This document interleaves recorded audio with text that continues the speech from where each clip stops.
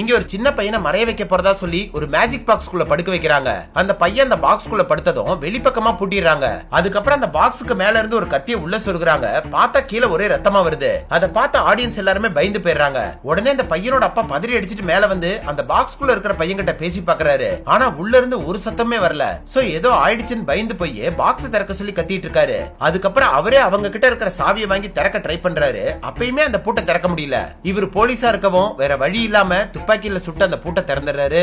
ஆனா உள்ள பார்த்தா அந்த பையன் காணாம போயிடுறான். வெறும் கத்தி மட்டும் தான் சொருகி இருக்கு. மேஜிக் பண்ணவனும் பாதி மேஜிக்ல திறந்ததுனாலதான் பையன் காணாம போயிட்டான்னு சொல்றான். சோ பையனை கண்டுபிடிக்கிறதுக்காக இவரோட போலீஸ் டீமை வர வச்சு செக் பண்ணிட்டு இருக்காரு. அவரோட டீம் வந்து அந்த பாக்ஸை செக் பண்ணதுக்கு அப்புறம் தான் தெரியுது உள்ள ஒரு சீக்ரெட்டான வழி இருக்கு. அது வழியா தான் பையன் காணாம போயிருக்கான். அதனால அந்த பையன் திரும்ப கிடைக்கிற வரைக்கும் இவனை விடக்கூடாதுன்னு சொல்லி கைது பண்ணி கூட்டிட்டு போயிடுறாங்க. அன்னைக்கு நைட்டு ஜெயில யாரும் இல்லாத நேரமா பார்த்து இந்த மெஜிஷியன் அவனோட வாய்க்குள்ள கையை விட்டு எதையோ எடுக்கிறான். பார்த்தா அது ஒரு நீளமான கம்பி. அவனோட மேஜிக்கை யூஸ் பண்ணி உள்ள எடுத்துட்டு வந்திருக்கான். இப்ப அதை வச்சு அந்த ஜெயில இருந்து தப்பிச்சு போயிடுறான். அதுக்கப்புறம் தான் தெரியுது இந்த பையனோட அப்பா போலீஸ் ரொம்ப வருஷத்துக்கு முன்னாடி ஒரு தப்பு பண்ணதுனால அந்த மெஜிஷியன் அவனோட ஃபேமிலி இழந்திருப்பான். அதுக்கு பழி வாங்கறதுக்காக தான் போலீஸோட பையனையே மேஜிக்ங்கிற பேர்ல கடத்திட்டு போயிருக்கான்.